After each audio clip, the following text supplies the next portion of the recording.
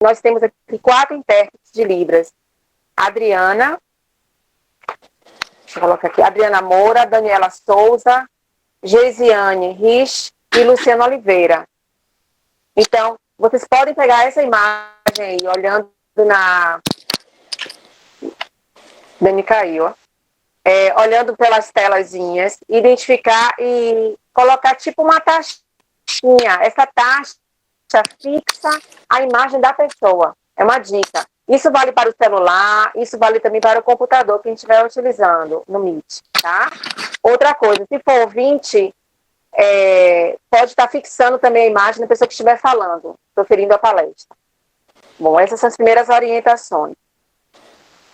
Aí no chat, né, no bate-papo, vão estar a professora Cecília, a professora Daniela, a professora Asli, que fazem parte do GEPEN, mediando as salas, tá? E trazendo também algumas questões, algumas perguntas que vocês podem ficar à vontade para fazer ao longo da apresentação.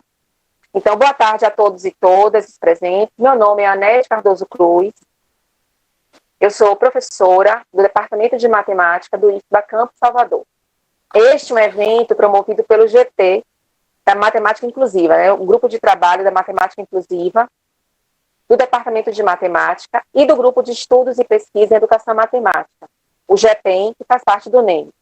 Este grupo de trabalho foi criado no DEMAT em meio à pandemia, né? Foi algo que surgiu, pois consideramos que era imprescindível considerar que todo e qualquer estudante quando nós planejamos as nossas ações docentes. Mas, por outro lado, reconhecemos que nós, enquanto professores e professoras de matemática e outras áreas, mas pensando no nosso espaço, a gente tem muito a aprender, muito a aprender. E a gente está dando pontapé inicial. As discussões sobre inclusão e ensino de matemática sempre permeiam os trabalhos e discussões desenvolvidas no GEPEN, que é o Grupo de Estudos em Educação Matemática, que aqui fazem parte, né, desde 2015, a professora Asli Santana, Cecília Almeida, Daniela Cunha e eu. Então, nós 4 sempre trouxemos essa preocupação do estudo da matemática inclusiva, né, pensando em todas as vertentes que imaginar. Então, hoje é o nosso segundo dia da roda de conversa, que traz como tema o ensino de matemática para estudantes autistas. Na segunda-feira, a professora Daniela Cunha mediou a roda de conversa do ensino de matemática para estudantes surdos e surdas. Trazer esse tema para a roda de conversas como discussões e reflexões, para nós é um compromisso como educadores e educadoras. Para mim, acrescenta-se a condição de ser mãe de Antônio Luiz, que é um menino autista, que me mostra todos os dias o quanto eu tenho para aprender. Assim, é com muito prazer que o DEMAT e o GEPEN trazem a psicopedagoga Fabiana Muti, a professora de matemática Luzia Batiotti e o estudante Álvaro Dias. 3 pessoas que vivem esse universo de maneiras diferentes e por isso consideramos que as riquezas de aprendizados que elas e ele nos trarão serão para uma vida toda. Agradeço por demais a parceria da DEPAI, na pessoa da psicóloga Nadija Brunelli, por possibilitar que nossas rodas de conversa contem com a presença valiosa das intérpretes de Libras. Hoje, agradeço a Adriana Moura, Daniela Souza, Geisiane Rich e Luciana Oliveira. Gratidão à presença dos professores e professoras do DEMAT, aqui presente, na pessoa da chefa de departamento, a professora Valéria Costa.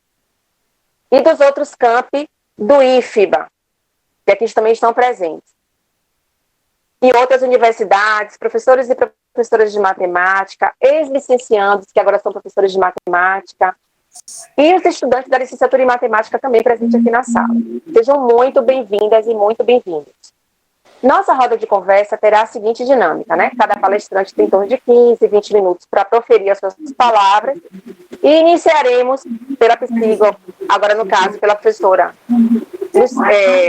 Luzia Batiotti, depois a psicopedagoga Fabiana Muti e posteriormente Álvaro Dias. Repetindo, eu vou solicitar que os participantes desliguem o seu áudio, os seus áudios e câmeras, tá? E só deixe para o palestrante ou a palestrante ficar visível aqui para que todos possam participar. Os palestrantes podem ficar com a câmera aberta, mas o áudio somente quem estiver proferindo a palestra. Assim também como as intérpretes, vão ficar com as câmeras abertas. Tá? Tem um ótimo evento, agradeço desde já, agradecemos, né, em nome do grupo da Matemática Inclusiva, a presença, o convite aceito pela professora Luzia, pela psicopedagoga Fabiana e pelo estudante Álvaro. Vocês, assim, engrandeceram o nosso evento, tá? Muito boa tarde e boa palestra.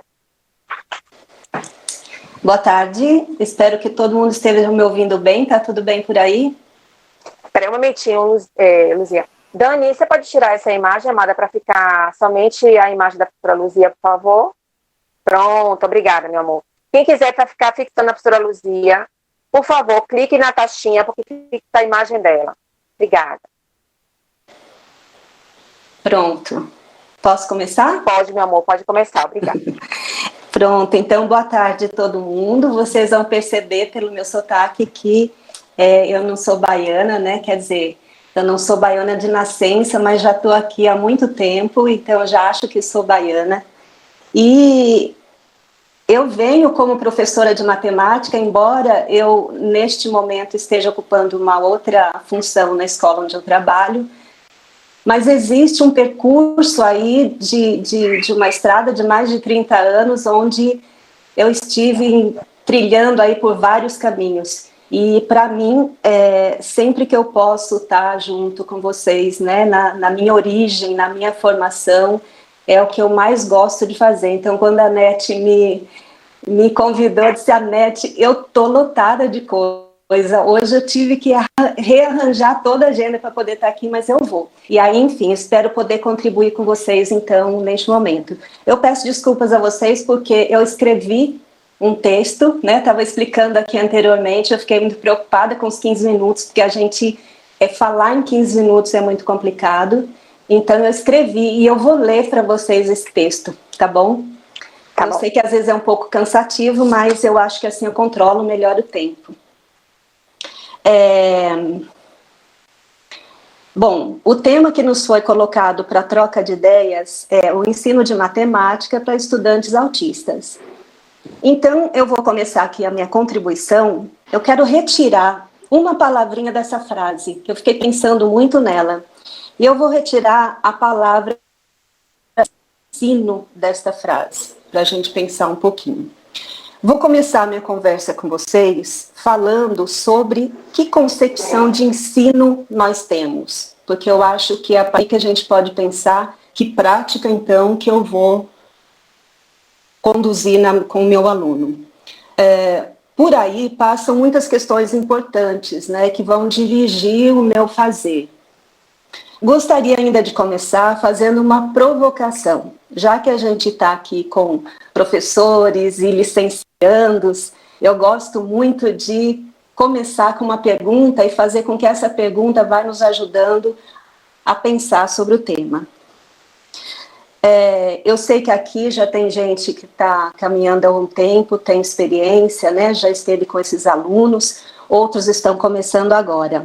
Então eu peço que vocês, neste momento, tentem responder a si mesmos a seguinte pergunta: em que momento da minha vida que eu resolvi ser professor? Depois, pense nas referências de professores que vocês tiveram ao longo de sua vida escolar. Podem ser positivas ou negativas. Quem você acha que lhe estimulou ou despertou em você o desejo de seguir seu exemplo? A primeira pergunta é crucial para entendermos o quanto estamos dispostos a iniciar ou continuar essa jornada. Em que momento eu decidi ser professor? Precisamos sempre ressuscitar esse momento em nossa prática. Tenho certeza que se eu perguntar a qualquer um de vocês aqui hoje, se essa decisão de ser professor foi tomada pensando numa realização financeira, eu acho que eu vou ter uma resposta negativa de todo mundo.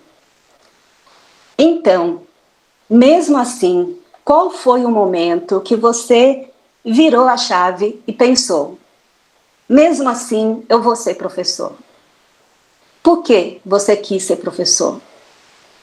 Eu tenho uma história e poderia contar para vocês se a gente tivesse bastante tempo, mas eu posso resumir dizendo que eu escolhi ser professora no dia que minha mãe, que era analfabeta e que foi autodidata, porque ela aprendeu a ler observando os irmãos tendo aula, contou-me a sua história de vida e seu desejo de aprender a ler.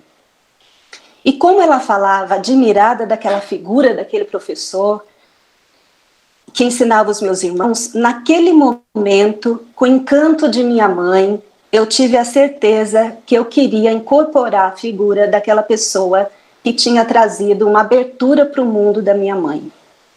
Estudei e aprendi a ser professora na escola pública. E sei hoje que eu pude fazer essa diferença.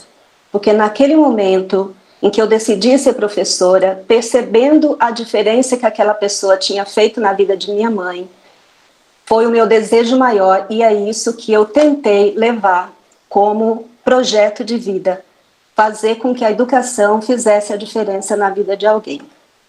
O trabalho do professor, às vezes, é angustiante porque não vemos o fruto de nosso trabalho imediatamente.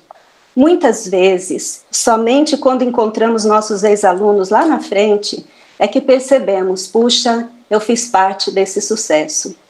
Hoje, depois de mais de 30 anos de magistério, já ouvi algumas histórias e que me fizeram entender que sim, valeu a pena. Então vamos lá. Agora que vocês já se conectaram e já conseguiram, ou não, responder a essas provocações, gostaria que vocês pensassem nessas referências de vocês, sejam professores ou referências teóricas. O que você acha que é ensinar?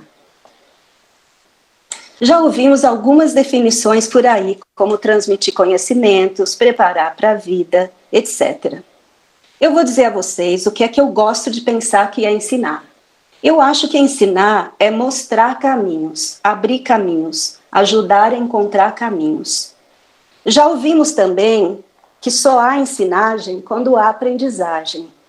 Se não há aprendizagem, não há ensino. Então, esse exercício de buscar caminhos não é uma atividade solitária, né? Ela acontece na parceria e na troca. Ok, por aqui então, vamos enveredar por um caminho de reflexões, onde eu preciso falar ainda para vocês sobre minha trajetória como professora e meus grandes mestres. Tive 2 principais grandes mestres no começo da minha carreira. Um deles tinha por volta de 11 ou 12 anos, chamava Tiago. Tiago apareceu na minha vida, na minha sala de aula, na antiga 5ª série, um menino muito tímido que mal me olhava nos olhos. Tiago não me entendia, não realizava o que eu pedia e quando fazia, parecia estar num universo paralelo, onde só ele entendia sua linguagem e sua forma de expressão. E tinha também o Pedro Henrique.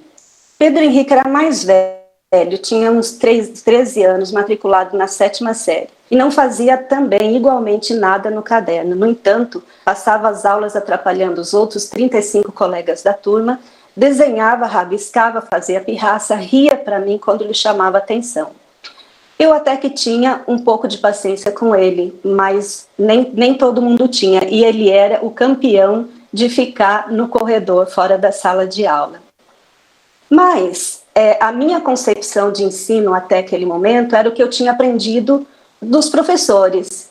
Eu achava que se eu estava ensinando, por que então que ele não estava aprendendo? Né? Eu não conseguia olhar para mim e entendia que tinha uma coisa de errado com ele, talvez não na minha prática. Comecei então aquele velho caminho de reclamar com a coordenação, com a vice-diretora, reclamava com a inspetora. Finalmente chamei a família.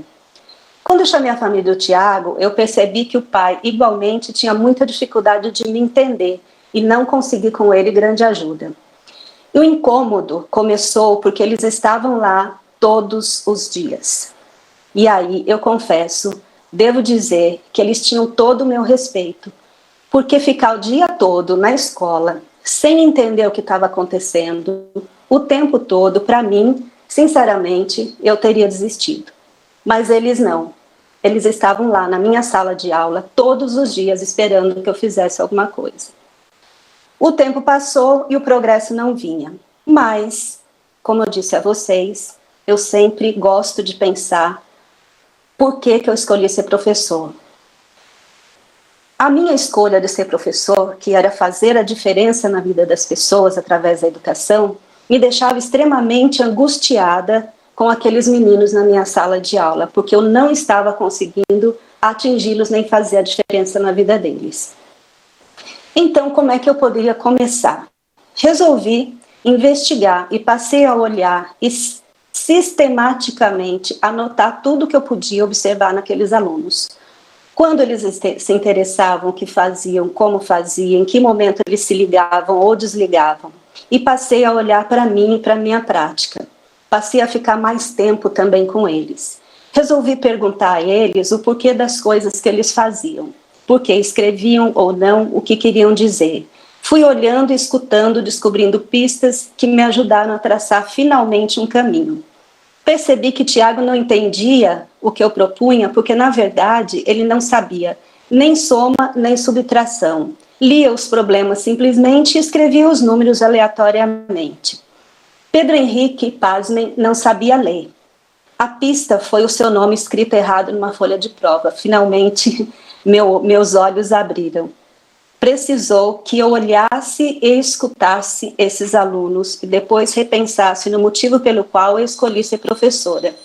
A partir dali, pessoal, acho que eu fiz a minha primeira de muitas adaptações curriculares.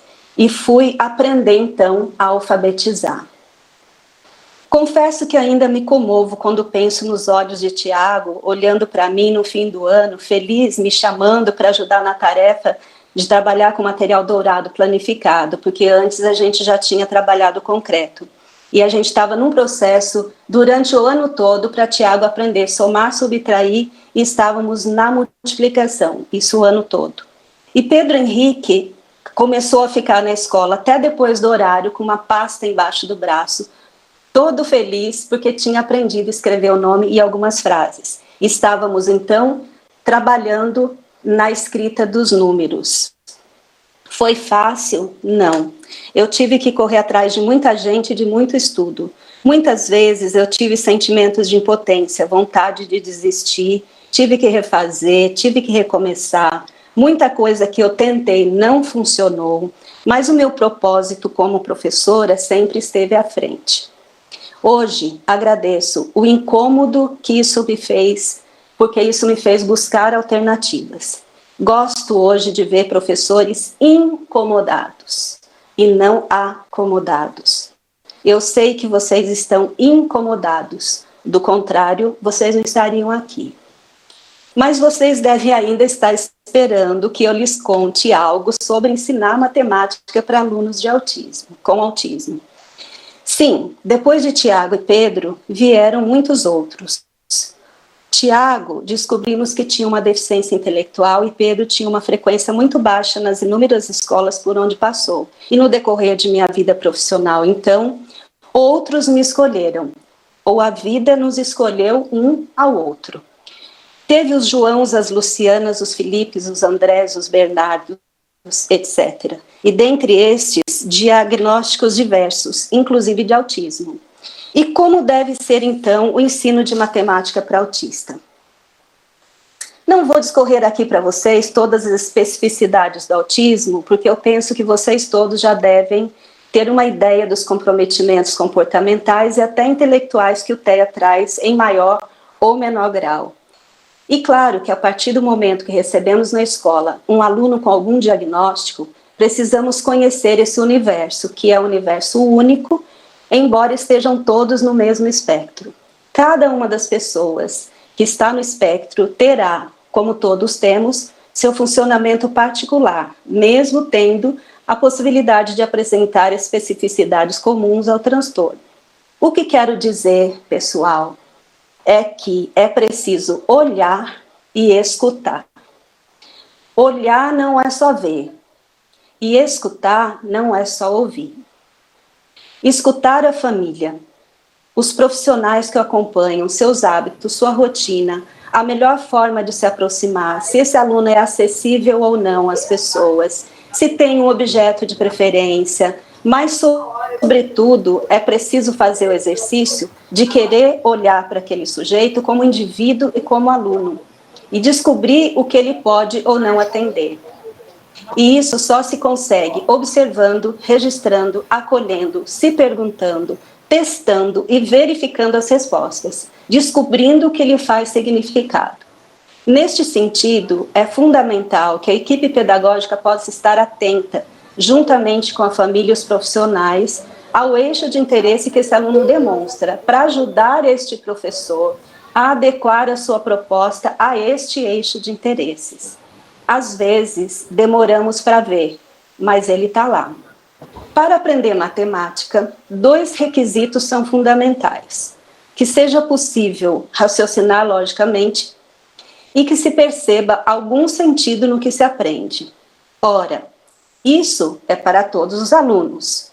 Mas com um aluno no espectro autista, seria diferente?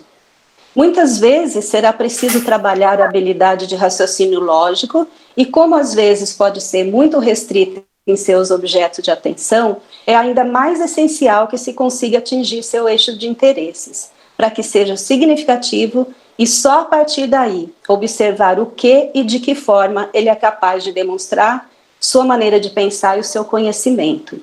Há também a dificuldade de abstração, que compromete muitas vezes o avanço acadêmico. É possível que haja comprometimento intelectual envolvido, e aí será necessário uma adaptação mais significativa no currículo. Se não houver, será necessária muita observação, resiliência, determinação e uma boa dose de angústia nos professores, para encontrar de que forma nós, professores, podemos achar nosso ponto de encontro com o aluno e fazer a diferença na vida dele e ele na nossa. Acreditem. Ensinar os que podem aprender facilmente não nos dá muito mérito. O grande desafio da prática do professor é ensinar aqueles que têm obstáculos para aprender. E aí valem os jogos, os materiais manipulativos, aqueles que gostam de geometria. É possível, então, explorar as possibilidades dos conteúdos a partir da geometria, os quebra-cabeças e, atualmente, os recursos digitais. Há ainda os que são muito bons em cálculo, mas não conseguem raciocinar com eles dentro de uma situação problema. Para cada situação haverá uma proposta. Às vezes será mais fácil trabalhar por área, às vezes em parceria com outro professor. O manual de como ensinar matemática para alunos autistas não existe. Como não existe manual para pais de crianças especiais. Encontraremos o caminho pela observação, pelo carinho, pelo olhar.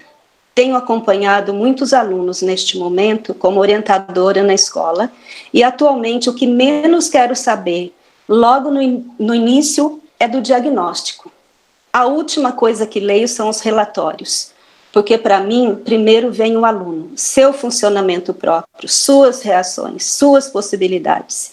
Gosto de olhar para ele sem nenhuma interferência externa. Só depois, quando já tenho informações registradas, é que me reúno com os profissionais e vejo os relatórios. Sim, porque nenhum diagnóstico vai nos dizer como ensinar. Ninguém que não seja professor poderá ou deverá lhe dizer o que você deve fazer. No entanto, isso é uma grande responsabilidade. Você tem o conhecimento para isso. Vocês estão tendo a licença para isso. Orgulhe-se disso, mas também busque. Peça ajuda, estabeleça parcerias, esteja aberto ao diálogo com outros profissionais e com a coordenação da escola. Então, o que posso dizer a vocês sobre como deve ser o ensino de matemática para alunos com autismo é que ele deve ser guiado pelo próprio aluno. É ele quem vai lhe mostrar o caminho. Termino dizendo que desejo que vocês permaneçam incomodados sempre, para que isso possa movê-los para uma prática pedagógica de sucesso, amor e realização. Aqui deixo para vocês, terminando, um trecho de um poema de Antônio Machado, poeta espanhol. Caminhante são tuas pegadas, o caminho e nada mais. Caminhante, não há caminho, se faz caminho ao andar.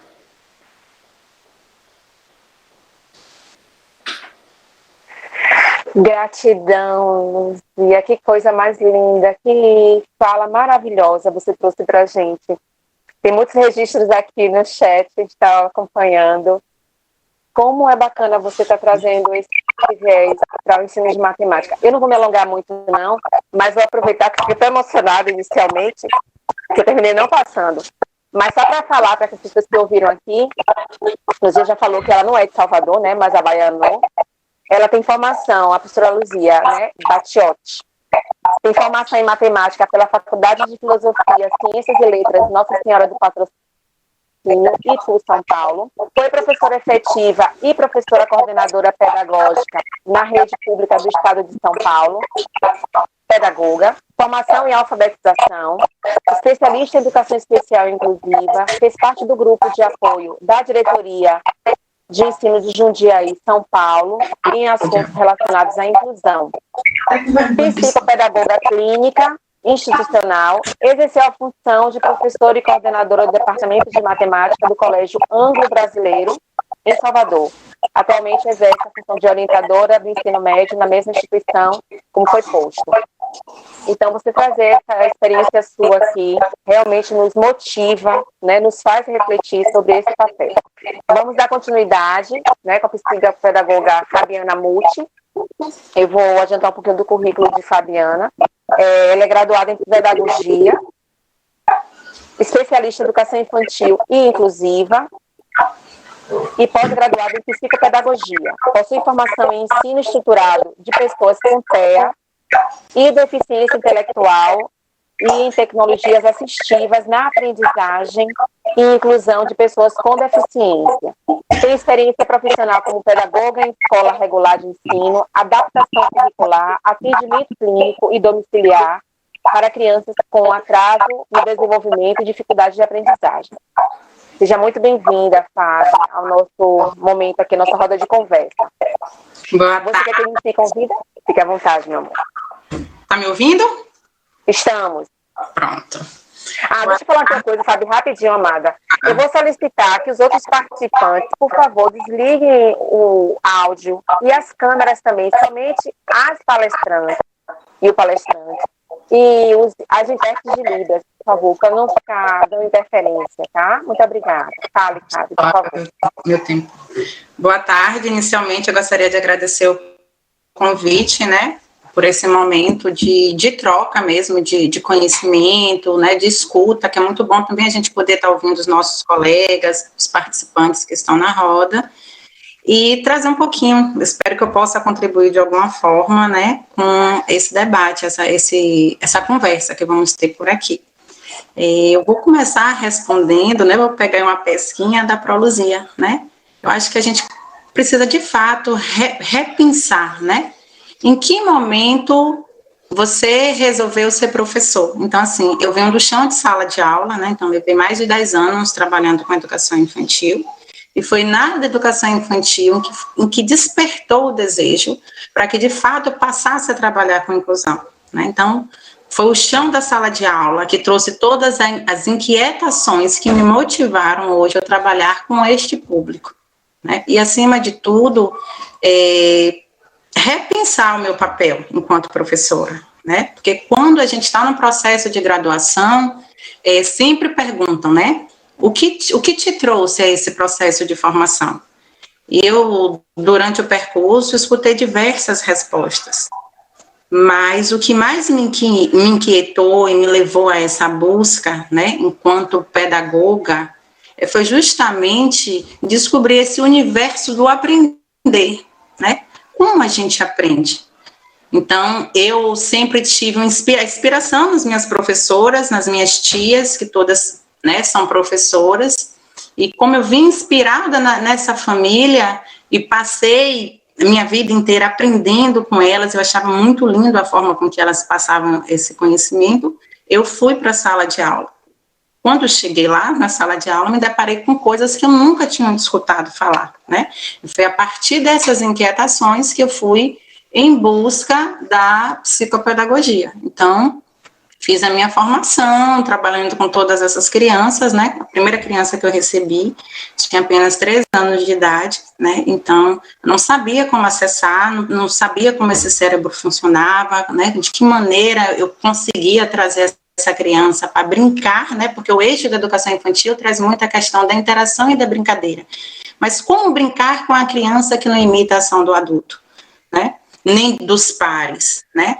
E aí eu comecei a pesquisar e fui para o processo de estudo mesmo, e a partir daí iniciou, né, a minha prática com pessoas com autismo, né? E eu sou muito feliz, eu digo sempre, porque, na verdade, quem está na condição de aprendente sempre sou eu. Eu sempre estou no estado de aprendente em relação a eles. Eu fico muito feliz quando a gente consegue ter esses momentos de discussão, né? Porque há muito tempo a gente fala da educação enquanto direito de todos, e às vezes a gente se pergunta, né, quem é esse todos, né? Nós nos formamos para ensinar pessoas típicas, nós nos formamos para ensinar pessoas, né? Então, são os diversos desafios, independente da deficiência. O que eu vejo hoje é que as pessoas, as crianças, os adolescentes com deficiência, eles vêm nos mostrando o quanto o nosso sistema educacional é precário. Como a forma que a gente ensina não consegue acessar todas as pessoas, né? E o que é que a gente faz com isso? De que maneira a gente desenha esse ensino, né? Quais são os recursos, quais são os instrumentos que eu vou utilizar? Será que hoje uma atividade xerocada, ou a gente chegar e uma exposição oral é o suficiente para a gente alcançar o nosso aluno, o nosso estudante, independente da deficiência ou não? Principalmente nesse processo de pandemia em que a gente precisou modificar, né, a modalidade de ensino, né? Hoje a gente está trabalhando muito com a questão de videoaulas, a gente percebe o quanto as nossas crianças e adolescentes com deficiência estão desassistidos. Porque no processo do ensino, o ideal é que essa pessoa seja o protagonista da aprendizagem. E perante toda essa condição, a gente está percebendo o quanto é desafiador e o quanto de passividade a gente fala hoje quando está se tratando de aprendizagem, né?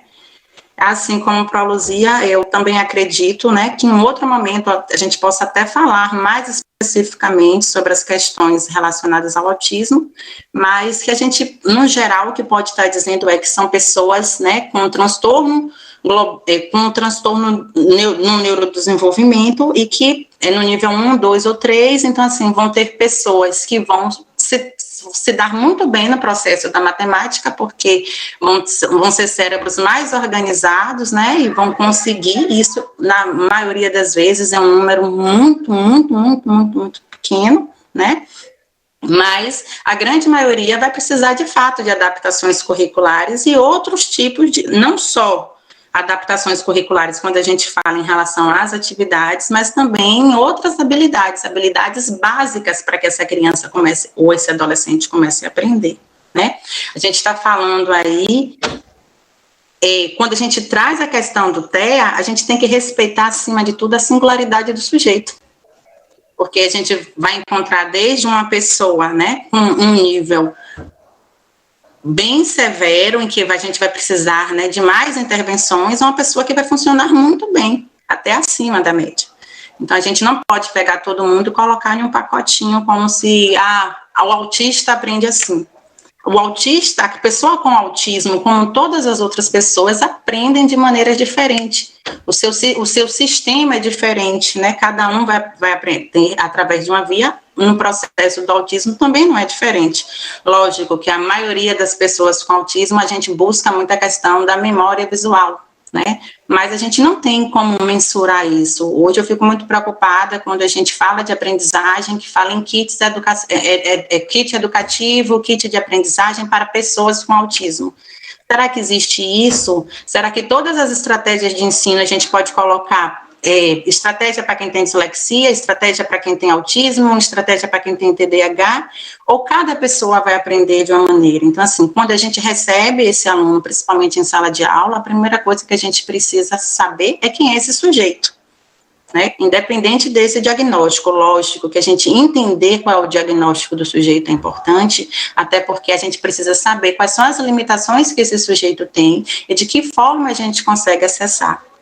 Existe nos relatórios em que recebemos, principalmente na sala de aula, né, às vezes estamos às cegas, né, a gente sabe que vai receber aquele estudante, a gente nunca teve experiência com aquele estudante, ou com aquele transtorno, aquela deficiência, e isso causa uma inquietação muito grande, e às vezes aquele relatório com a equipe multidisciplinar, muitas vezes, né, que essa criança é acompanhada, esse adolescente é acompanhado, encaminha para a gente, é um norteador, né, ao menos de eu saber que deficiência é essa, há quanto tempo essa criança está em tratamento, né, a partir de onde eu posso começar, né, mas é importante saber, a gente vai observar, o que a gente vê muito hoje na sala de aula, né, a gente acaba indo para o contexto escolar para visitar, fazer algumas intervenções, e sempre está assim, ó, estamos observando, né, mas o registro dessas observações, a gente usar nossa prática pedagógica de uma forma mais sistemática, né? Então, assim, como é que a gente começa a avaliar esse sujeito? A gente fala do marco do desenvolvimento, sabendo que cada sujeito tem a sua singularidade, né, o seu tempo, né, e o seu processo individual, a gente tem que pensar também que existe o processo da espécie humana, né, o que é esperado em cada faixa etária, e é a partir daí que a gente fala do atraso do desenvolvimento.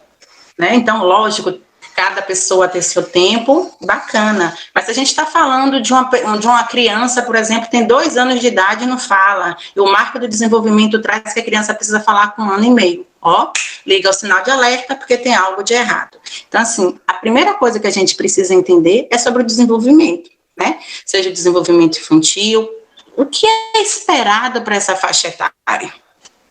À medida que eu sei o que é esperado para essa faixa etária, eu vou saber o que eu quero desse aluno, desse estudante, né? Porque muitas vezes a gente fala de uma idade cronológica, mas que a idade cognitiva não é compatível, porque geralmente o TEA ele vem associado a uma comorbidade, né? Seja ela deficiência intelectual, seja ela hiperatividade, desatenção, né? Mas geralmente 70% dos casos o TEA ele vem associado a UDI, né? Então, por isso que a gente, muitas vezes, quando a gente assiste um filme, um documentário, a gente fala, poxa, mas está tão distante dessa pessoa que eu tenho em sala de aula, né? Porque quando a gente vê essas questões, né, a gente tem que pensar quem é esse sujeito, acima de tudo, né? Então, assim, a gente recebeu essa criança em sala de aula, a gente precisa conversar com a família, né, que são as pessoas que estão mais próximas, precisa conversar com a equipe multidisciplinar que atende essa criança. Se não tiver, a gente precisa orientar a família para que procure, né, que a gente está falando de um transtorno, que a gente precisa de outros profissionais para poder dar conta disso. A escola não tem como fazer esse trabalho sozinha, né, a gente precisa dessa rede de apoio. E a gente, a partir daí, vai fazer, de fato, uma avaliação, né? E sistematizar isso, porque senão vai ser só mais um. Ele vai estar na sala, na medida que a gente faz o planejamento para a turma, que eu estou planejando para esse sujeito. Porque muitas vezes tem pessoas com autismo que vai acompanhar o ensino da sala regular, né? Que a adaptação será mínima, né? Às vezes colocar um recurso diferente, estar próximo a esse aluno, falar sempre frente a esse aluno, né? Colocar esse aluno próximo a você. Às vezes esses tipos de estratégias são bastantes, mas a grande maioria das vezes não. A gente precisa recorrer a outros instrumentos, né? Então, é pensar nisso. Então, eu preciso avaliar, né, em relação a essa idade cronológica, em relação a essa idade cognitiva, se eu vou ensinar matemática, ou se eu vou língua portuguesa, seja lá qual for a disciplina, eu tenho que pensar o que é base, né? Como é que eu vou ensinar, por exemplo, matemática a uma criança, um adolescente que não senta, né, que não sustenta o contato visual? Né? Então, assim, eu preciso primeiro saber o que esse sujeito traz enquanto habilidade, o que é base para a aprendizagem, para só então eu pensar no que é acadêmico. Porque às vezes a gente se perde nisso, a gente quer ensinar os conteúdos pedagógicos quando ele ali ainda não dá conta disso, né? Então, assim, vai depender de cada sujeito, vai depender de o quanto esse sujeito está comprometido, o quanto de prejuízo estamos falando disso. Então, assim, vão ter pessoas que vão conseguir seguir, vão, e aqueles que não, o que é que a gente vai fazer, né? Então, a gente pensar mesmo nesse desenho universal de aprendizagem, trazer uma aula em que alcance a maior parte, né, dos estudantes que estão ali. Utilizar o maior número de recursos para isso, né? E o que a gente vai fazer? Tudo vai depender da necessidade de cada sujeito. Então, não existe uma receita, não existe um manual, né, para a gente dizer como ensina uma pessoa com autismo. A gente vai ensinar pessoas e cada pessoa vai trazer algo singular. O que a gente traz muitas vezes são essas características gerais, né? Então, assim, se a gente está falando de um aluno que vai para a sala de aula e eu quero avaliar essas habilidades, a gente tem 3 habilidades, na verdade, para avaliar. Né? O que é a habilidade acadêmica, né? De que forma esse sujeito aprende, se essa criança, esse adolescente, ele vai acompanhar, se ele acompanha o conteúdo da turma, né? Se vai precisar de uma adaptação curricular, como pode ser essa adaptação curricular? A gente vai simplificar, vai colocar comandos mais diretivos, vai fazer uso de imagem, é um adolescente que ele precisa de um material mais rico, né, porque a gente tem casos de pessoas com autismo que com 2 anos estão lendo, né, a questão da hiperlexia, eles leem, mas não entendem o que estão lendo, e aí, como é que trabalha com isso? Né? São pessoas que a gente vai precisar enriquecer, a gente vai precisar de pista visual, qual o nível de interesse, né? É preciso que para a gente aprender, independente de uma deficiência ou de um diagnóstico, que nós estejamos motivados a isso, né? Então, qual é o nível de interesse? O que é que esse sujeito se interessa? E isso pode ser a porta de acesso para essa aprendizagem. Então, a primeira habilidade que a gente pode estar vendo é essa questão da habilidade acadêmica. Como essa criança, esse adolescente aprende, se vai precisar de adaptação curricular, de que maneira que a gente vai estar fazendo isso, né? E depois a gente vem para as habilidades de aprendiz, que é o sentar, né? A habilidade de aprendiz, ele traz muito da questão atencional.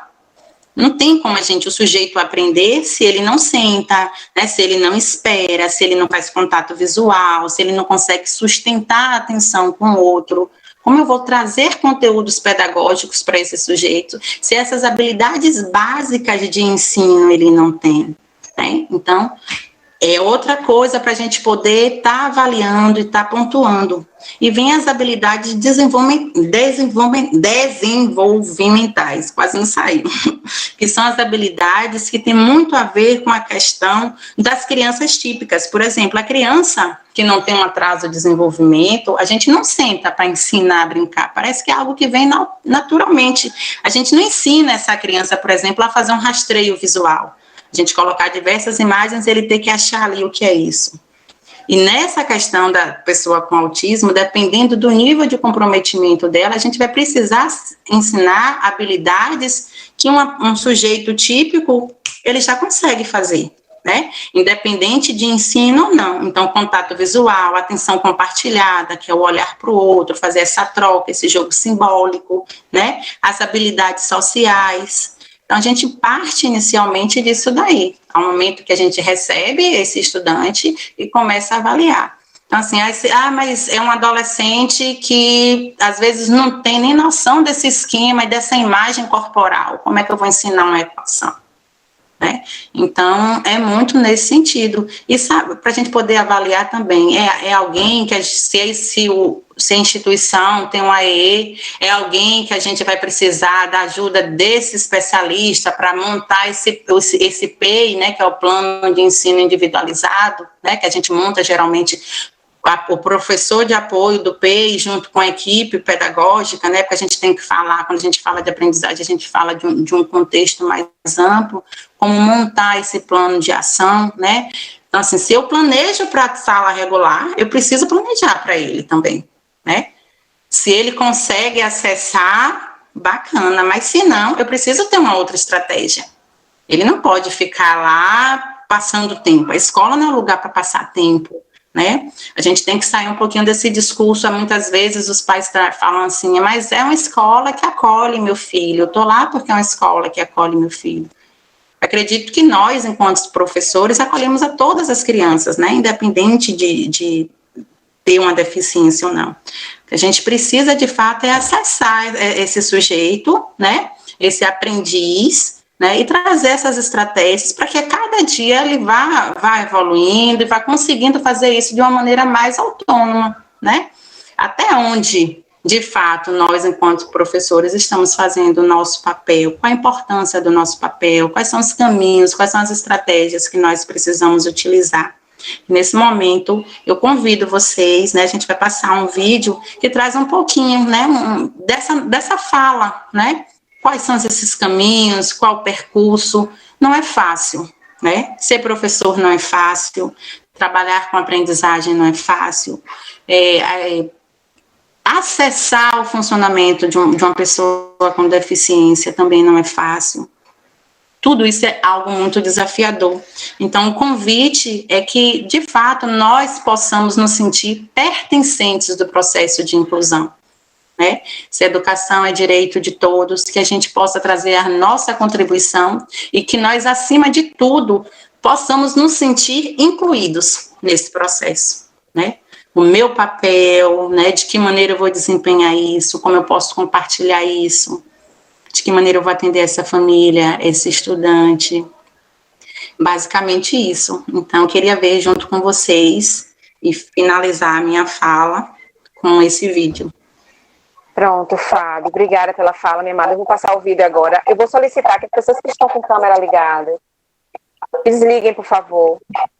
As intérpretes de Libras, eu já avisei também. Para quem é surdo, vai ter legenda. E também a imagem é autoexplicável, tá? Vou passar o vídeo agora. Eu vou compartilhar aqui a tela.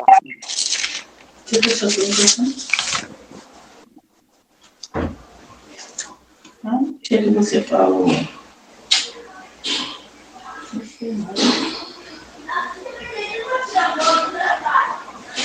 Ainda vai ter? Desliguem também o áudio, por favor, gente. Ainda vai ter? Tá tendo.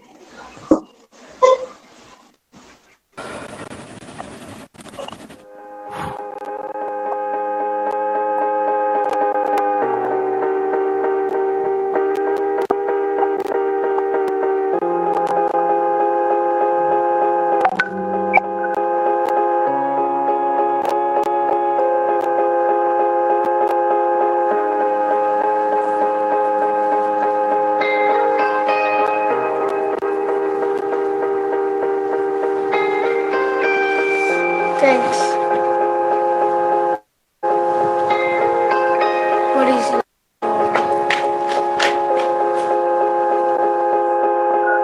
This love is catching me by surprise. Your eyes, I look in a million times. A million times.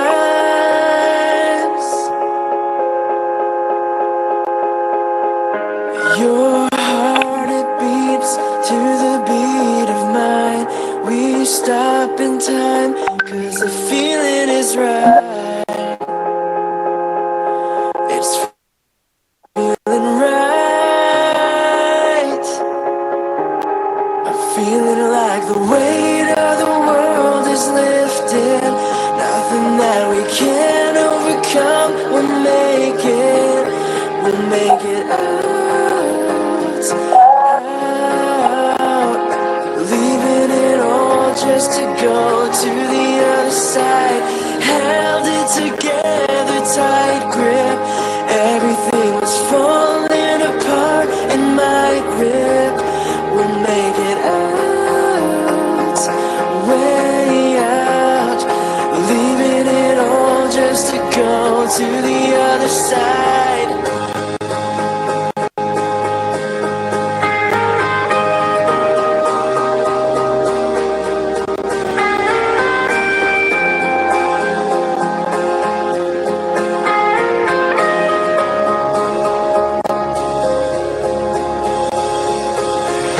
This love is catching me by surprise. Reach out to find all the feelings inside of you, the feelings you hold inside. Your heart, it beats to the beat of mine. You said the red ones was your favorite. It's the love that we can't Wait. describe. I'm sorry, honey. Annie has autism. She has trouble speaking to people face to face. This is really sweet, though. I'll make sure she gets it.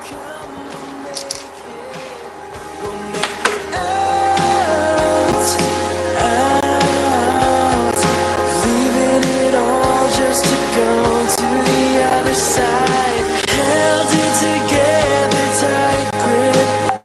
Everything was falling apart in my grip. We found a way out, a way out. Leaving it all just to go to the other side. Your heart, we will be still, knowing that it's a start. The break of day will go on searching for the parts that were lost. And we hold each other through the darkest days. Don't let our fire burn away. Across the seas, chasing down our dreams like fireflies. We're feeling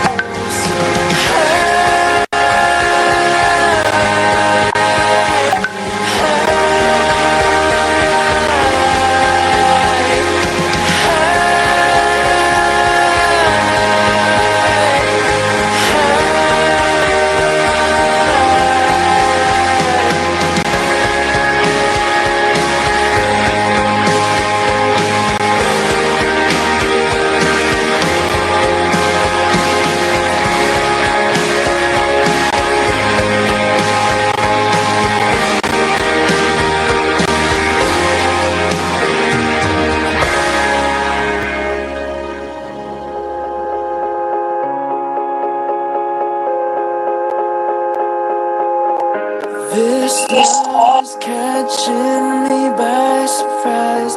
Your eyes that look in a million times, a million times.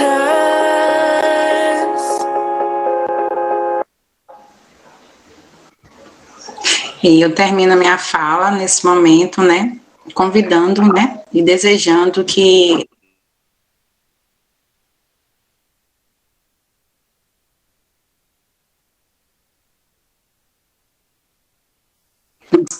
e que possamos ser semeadores, que possamos ser vagalumes, que é o nome desse vídeo, né? Que em nossa prática pedagógica possamos ser capazes de criar novos recursos, que de fato a gente alcance esse sujeito e que, acima de tudo, a gente entenda que toda e qualquer pessoa é capaz de aprender, tá bom? Muito obrigada pelo momento, agradeço demais.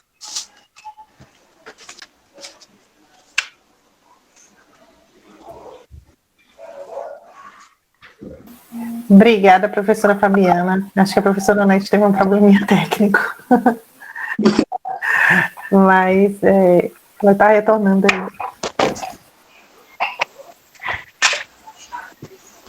Bem, a gente vai depois deixar no final para estar colocando algumas questões, né? Isso, ainda tem Álvaro. Ai, você voltou, que bom. Ai, foi dar uma caída aqui, apertei no lugar errado, desculpa. Mais uma vez, agradeço a nossa psicopedagoga Fabiana Muti. Linda sua fala, lindo vídeo. Segunda vez que eu assisto, a terceira, já comecei a chorar de novo, mas vou segurar. Então, agora o nosso próximo palestrante é o estudante Álvaro Henrique Rodrigues Dias. Álvaro é aluno do 4º ano do curso integrado de Geologia do IFBA Campo Salvador. Tem diagnóstico de autismo espectro, desde os anos e anos de idade, paixão pela leitura e humanas. Então, com você, Álvaro, seja muito bem-vindo, meu amado, e obrigado por aceitar o convite também. Então, com a fala, o Álvaro. Eu vou solicitar também que os outros participantes, por favor, desliguem o áudio e a câmera para ficar melhor para Álvaro. Perguntas que você pode fazer. Vamos desligar aqui. Pode deixar você, amada. Fabiana e Luz, podem ficar com a câmera Não, aberta. Fabiana, por favor, feche seu áudio, que tá dando um pouco de interferência. É só o áudio, Fábio. Desligue.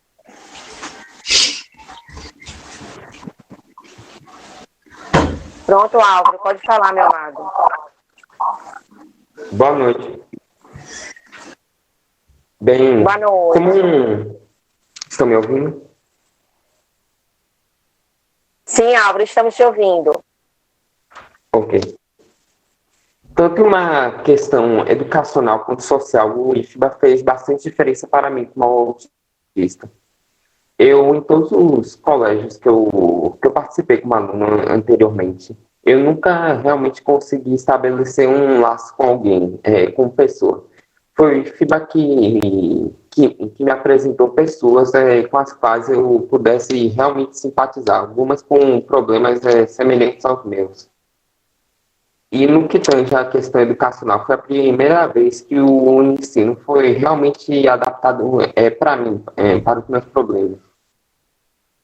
No entanto, a matéria de matemática, que é o principal tópico de hoje, demorou um pouco para ser adaptada para mim.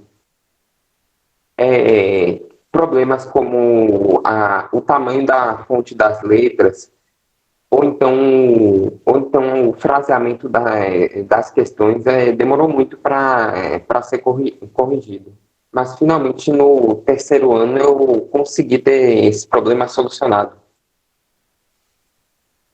Mesmo assim, eu ainda enfrento alguns problemas no que tange o estudo de matemática, principalmente a forma como as avaliações são administradas. Eu acho que não tem muita subjetividade, não tem um aproximamento muito grande entre o aluno e o professor. Várias vezes é um ensino que parece só estar presente por estar, para preparar o aluno para o Enem, como alguns dizem. E que por isso é algo que realmente trouxe dificuldade para mim em matemática, principalmente no segundo ano do IFBA. Tirando isso, em geral, eu realmente consegui me sentir em sala como nunca antes. E os meus colegas também me ajudaram e o atendimento também me trouxe muita facilidade. E é isso que eu acho que eu tenho a dizer no que tange a questão de matemática. Tá bem, Álvaro. Obrigada pelas suas falas, por você compartilhar. Deixa eu ver meu áudio. Compartilhar essa experiência. Tá tendo interferência agora, meu som? Não. Tá, acho que foi o ventilador. Bom, a sua experiência, né, dentro do IFBA, isso é muito importante quando você traz sua fala, inclusive trazendo para nossas questões, né, da matemática, por nos colocarmos justamente nesse lugar que a gente vê que tem muitas fragilidades ainda, né, enquanto a gente precisa aprender, né, as falas da professora Luzia e da psicopedagoga Fabiana nos traz muito justamente isso, né, da gente escutar, da gente ficar atento, mas também da gente buscar. A escola, né, a instituição, o IFBA, não é somente local, não deve ser pensado somente como um local de socialização, porque todos têm que se socializar. Mas é um local justamente de aprendizagem, né, de aprendizado. E aí a gente vai estar trazendo agora algumas questões, abrindo as questões agora, da plateia, né, do público, para que vocês possam estar respondendo. Tá? Eu vou estar vendo aqui com as mediadoras, com a professora Cecília, que está mediando, Daniela e Asli, se já tem algumas perguntas aqui.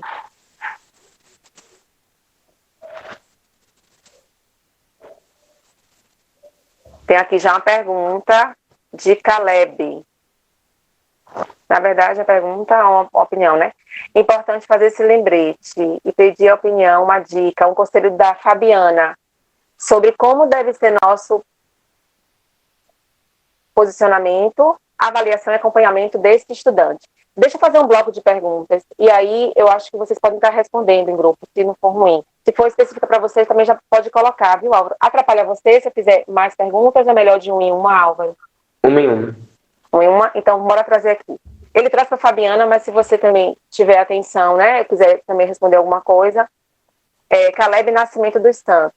Ele fala o seguinte, que é importante fazer esse lembrete e pedir a opinião, uma dica, o conselho da Fabiana, né, sobre como deve ser nosso posicionamento, avaliação e acompanhamento desse estudante que tem TEA, né?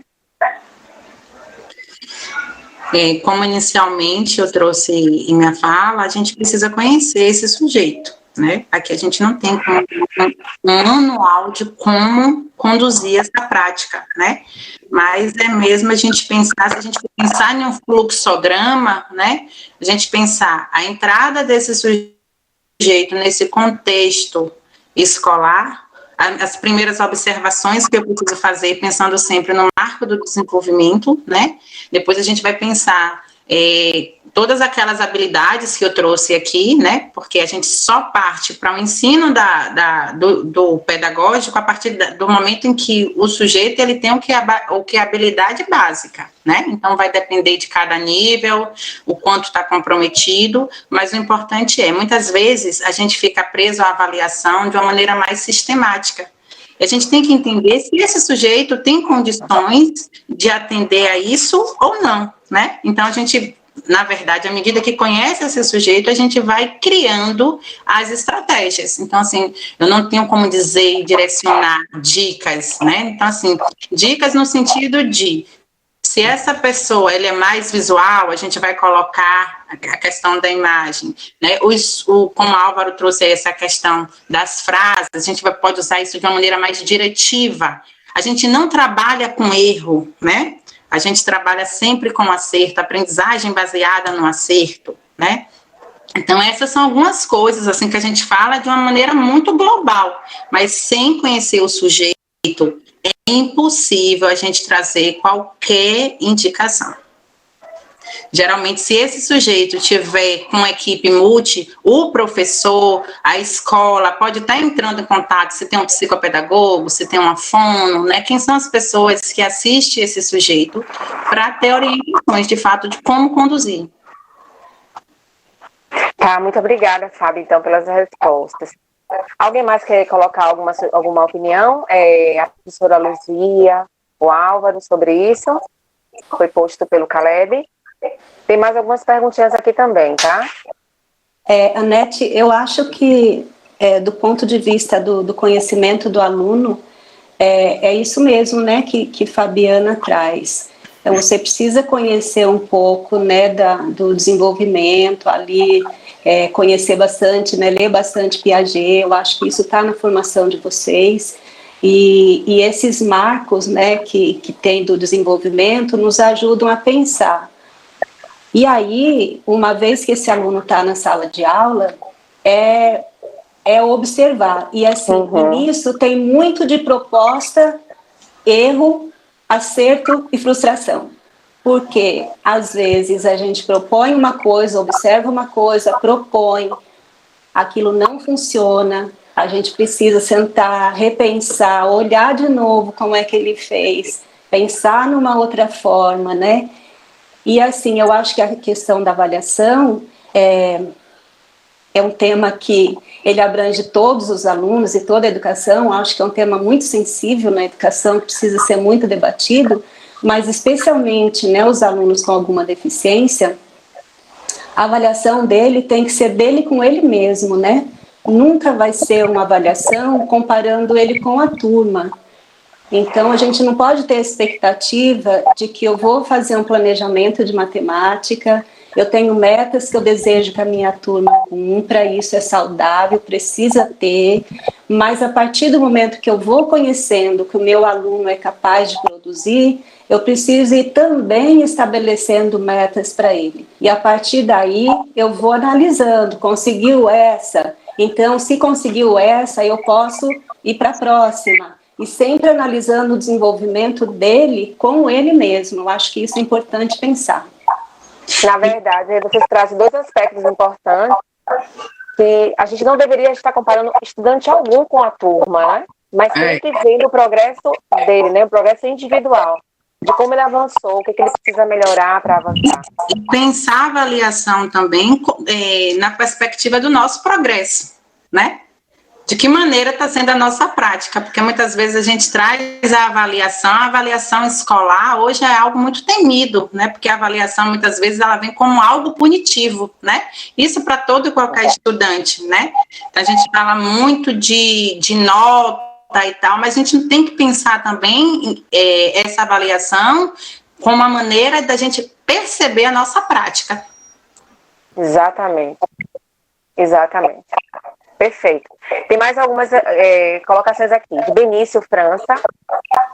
Ele fala o seguinte, que tem um aluno autista no campus de Barreira, né, no IFBA campus de Barreira, e este ano teremos mais 2 ingressantes no curso técnico de informática. Apesar do acompanhamento de um profissional, precisaremos de uma adaptação ainda maior para trabalharmos com ele, de forma remota, porque agora a gente vai ter um período aí de forma remota, no estilo aprendizagem EAD. Como trabalhar e potencializar a aprendizagem desses estudantes sem um contato direto da sala de aula? Desafiador. Pouca coisa. Ele quer saber pouca coisa. Você está tendo um desafio para os estudantes dito típicos e quanto mais, não é? Mas eu acho que é possível. A professora Luzia trouxe algumas ferramentas tecnológicas, inclusive ela listou aqui, né? Uma das formas da questão da matemática, de como está explorando. E a questão das tecnologias, ela está nesse bojo aqui, para poder estar sendo explorada.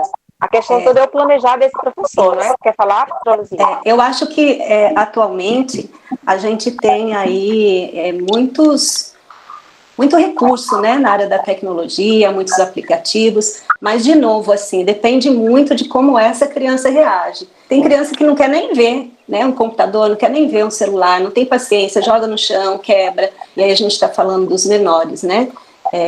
Mas tem criança que gosta muito. Eu, por exemplo, nós temos, no colégio hoje, que eu sou orientadora, a gente tem um aluno que do espectro e a gente descobriu que ele tem uma habilidade para tecnologia, quer dizer, atualmente não, né, a gente descobriu presencialmente ainda, que tinha ali uma habilidade na tecnologia e neste caso, esse aluno neste momento, ele está conseguindo se beneficiar dessa habilidade dele, mas tem aluno que não vai ter. Então, do meu ponto de vista, se é um aluno que o professor já tem um conhecimento, já existe um planejamento, em que agora esse planejamento vai ser transportado para um sistema remoto, eu acho que fica mais fácil, né? Porque já existe um planejamento, já existe um conhecimento, se tem ou não, né, um suporte, uma rede de suporte, se esse aluno do lado de lá vai ter um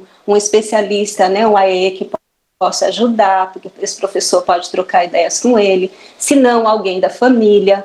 Agora, se não existe ainda uma aproximação, conhecimento prévio para estabelecer um ensino remoto agora, eu acho, eu não teria, neste momento, algumas possibilidades, porque, assim, até com os alunos que não têm nenhuma deficiência, houve aí um processo de adaptação que demorou um pouquinho, né? Então, precisaria a gente conhecer mais o caso, mas eu acho que passa por esse tipo de avaliação, né? Da situação. Que situação é essa? Que recursos que eu tenho? Eu já conheço o meu aluno, eu já sei do que ele é capaz, ele tem condição dessa habilidade ou não, tem alguém que possa dar suporte, eu acho que passa por aí. Perfeito, Luzia. Fabiana, quer acrescentar alguma coisa? Eu acho que quando a gente pensa, inclusive, nessa pessoa que está em casa, que geralmente é a pessoa que leva mais tempo com esse estudante, muitas vezes não tem um AE na instituição, né? Se é uma instituição que não tem AE, não vai ter como ter a orientação desse especialista, esse professor, de alguma forma, ele pode orientar, né, as pessoas da família na condução do que for ser a atividade, de como é que vai acontecer, pode monitorar, na verdade, de que maneira vai acontecer essa aprendizagem. Certo. Tem mais algumas questões aqui. o Donaldo Tavares traz o seguinte: quais os melhores mecanismos para trabalhar a matemática com alunos com autismo, com comorbidade, o TDAH, tipo combinado? Álvaro, pronto, essa é uma questão, né, seria para vocês, meninas, ou para a Fábio. E Álvaro, uma questão para Álvaro. O que te chama a atenção referente à matemática, Álvaro? Bora começar por Álvaro, Fábio? Pra um pouquinho. Viu, Álvaro?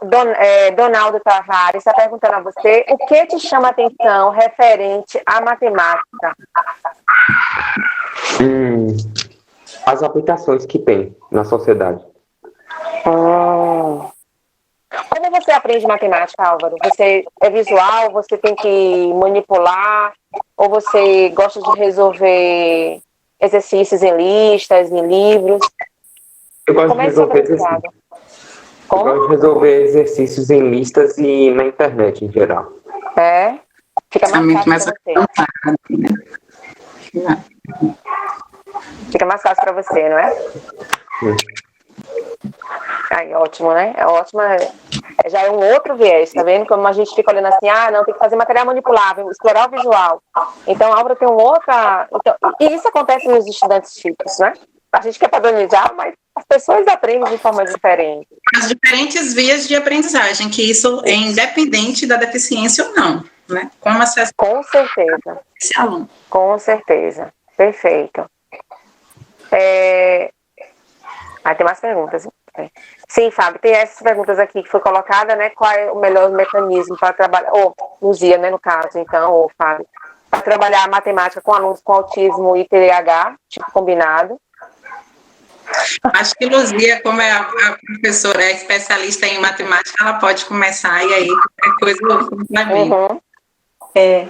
Especialista em matemática, mas eu sempre acho que a gente precisa ser mais especialista em pessoas, né? Em sujeitos, em seres humanos, acima de tudo.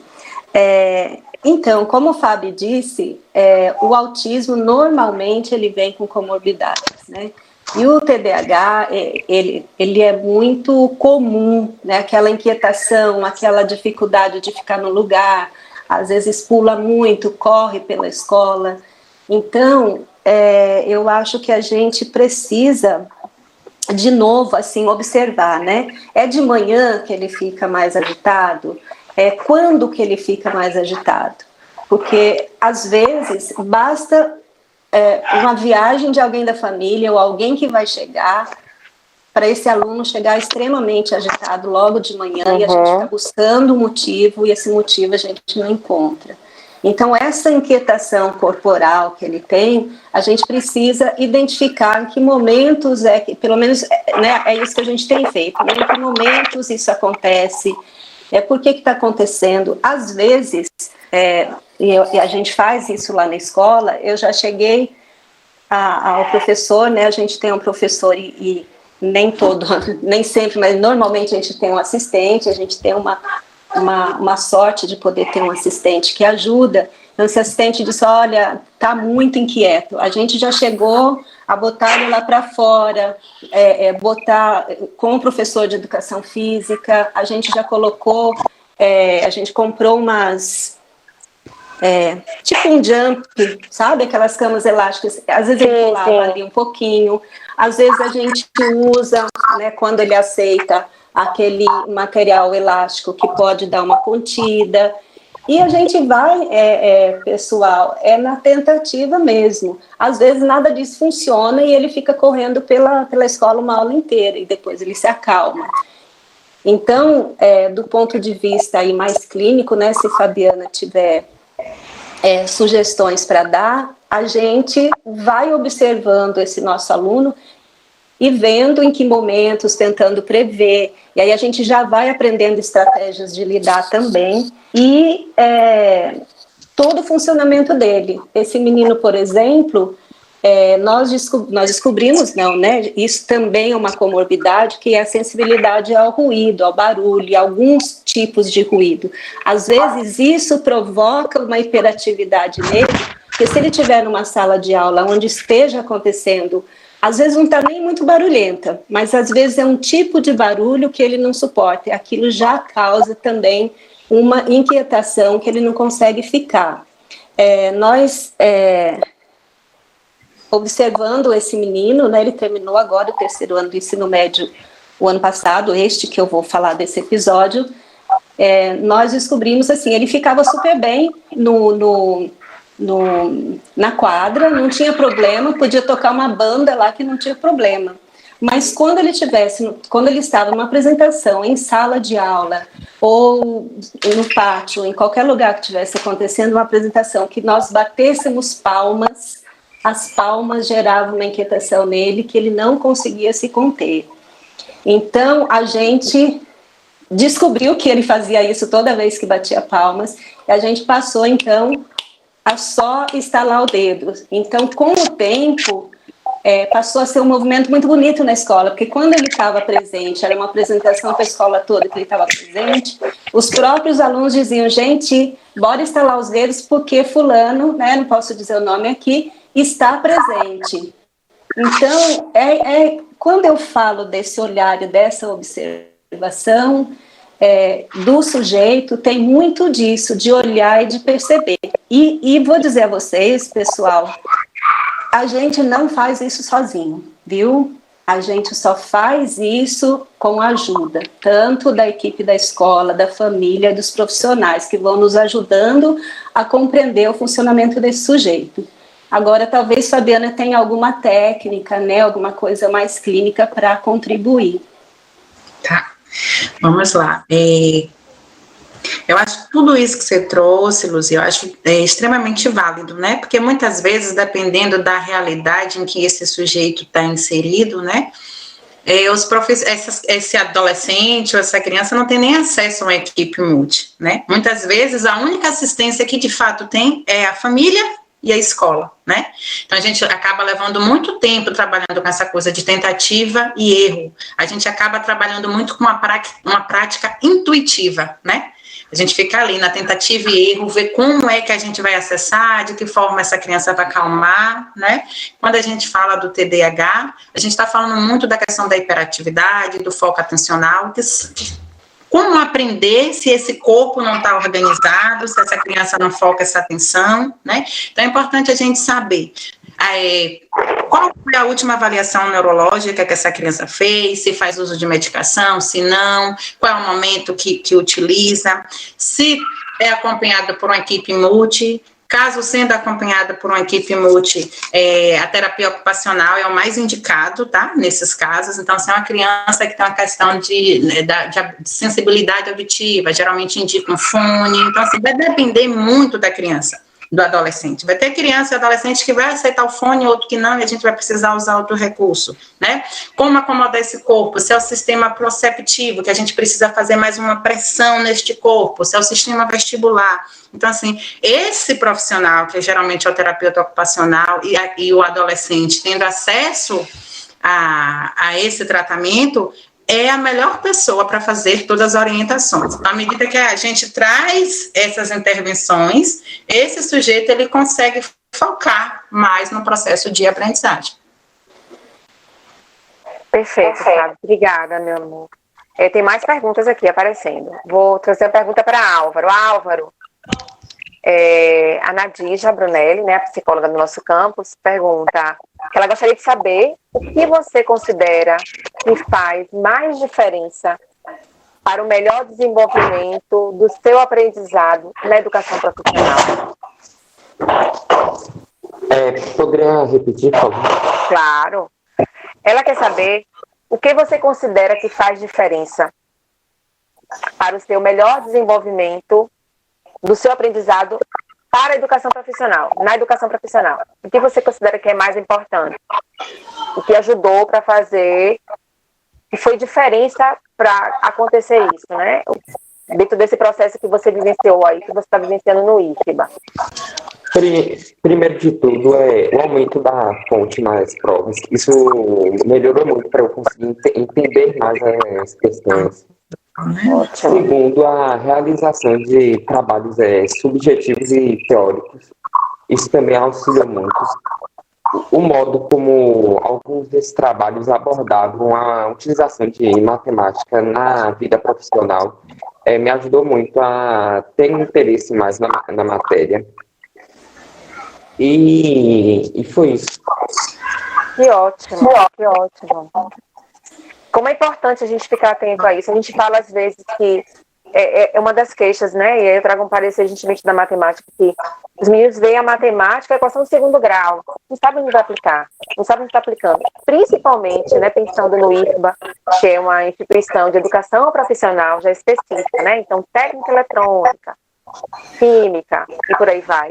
É importante que esse estudante, de toda forma, ele veja essa aplicação.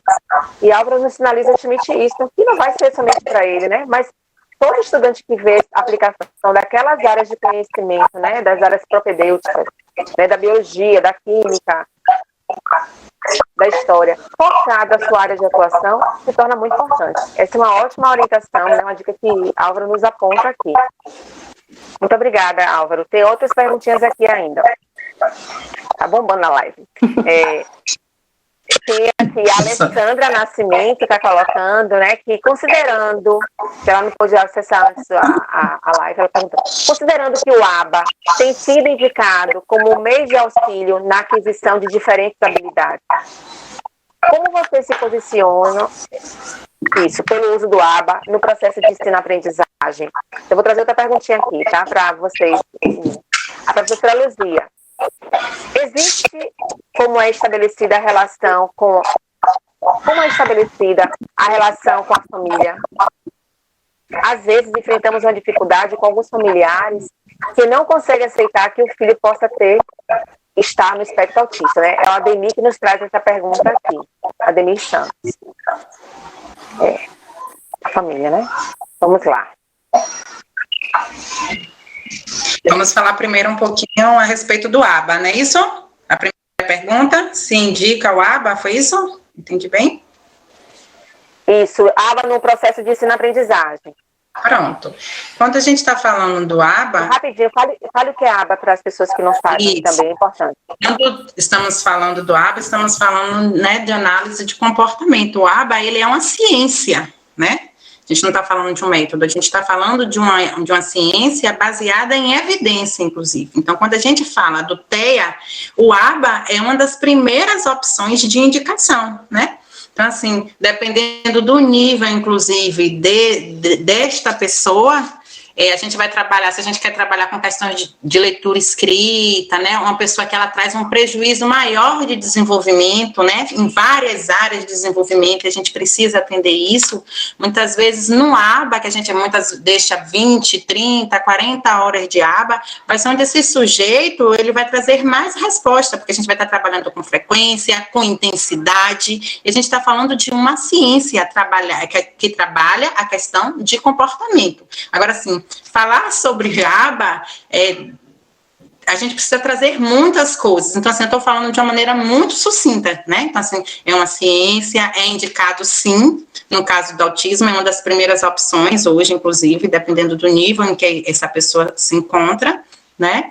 E aí a gente precisa avaliar, né? Vai ter crianças que a gente já encaminha mesmo, hoje, inclusive, muitos planos de saúde já começam a trabalhar com isso, muitos neurologistas já começam a indicar, as pessoas aqui em Salvador estão passando a conhecer, os profissionais estão passando também a se capacitar nessa área, né? A gente está vendo aí cursos de pós-graduação, né? Para a gente entender um pouco a respeito disso. Ótimo, professora Luzia. Bom, e eu vou responder essa pergunta do lugar de orientadora, então, né, porque eu queria começar dizendo que a inclusão, ele é um projeto da escola, então não faz o professor sozinho, tem muita dificuldade para estabelecer um trabalho de inclusão se ele não tiver parceria, né. Então, em alguns momentos, eu já atendi muitos pais como professora, né, já disse para vocês que eu venho da escola pública. Normalmente, a gente não tem um aparato nessas escolas de profissionais, então, Na minha época de coordenação, eu era professora, coordenadora, então essa pessoa que atendia o pai, essa pessoa que atendia o aluno, enfim. Mas do meu lugar, né, hoje assim, de coordenadora, e falando dessa dificuldade de abordar as famílias, às vezes a gente recebe famílias na escola que não dizem para a gente desse diagnóstico, e a gente só vai descobrir depois que a gente já está com essa criança. E quando a gente pergunta por que não disseram, porque isso é uma informação, né, a gente com a experiência, nos primeiros dias você começa a notar, o professor começa a te procurar, dizer, olha, tem alguma coisa que não está funcionando direito. E aí a gente começa a observar isso, e a gente chama a família e diz, por que você já não disse então para a gente? Não, mas ele não tem não, é alguma coisa muito leve. Ou então, eu não contei porque eu tive medo de não ter a matrícula. Então tem alguns medos das famílias quando eles chegam na escola. Mas, normalmente, quando eles chegam na escola e quando eles sentem essa acolhida, né, do professor e da equipe, e aos poucos essa dificuldade em dizer, porque às vezes eles estão num processo de luto mesmo ainda. Às vezes essa família ainda de fato não consegue aceitar, né, que existe ali um funcionamento diferente e tal. Então isso existe mesmo. E aí, eu estou vendo aqui no chat, Ademir, aí de fato é o tempo, né? Porque a gente não tem condição de forçar uma família a aceitar uma situação. No entanto, do lugar da escola, a gente pode dizer que existe alguma coisa, sim, baseado no que a gente sabe de pedagogia, que é alguma coisa que não está funcionando dentro dos parâmetros que a gente acredita e que a gente sabe que aquele menino precisa dar conta. Então, ele já devia poder fazer isso, ele não pode. Então, mas, de novo, assim, é um processo que precisa vir de uma confiança que essa família vai tendo nessa equipe, porque ela vai vendo que essa equipe está olhando com embasamento científico, teórico, está mostrando. Então, aos poucos, essa resistência, às vezes, acaba baixando. Outra resistência que não é da família e que é muito difícil a gente lidar na escola é com a resistência, às vezes, do próprio aluno.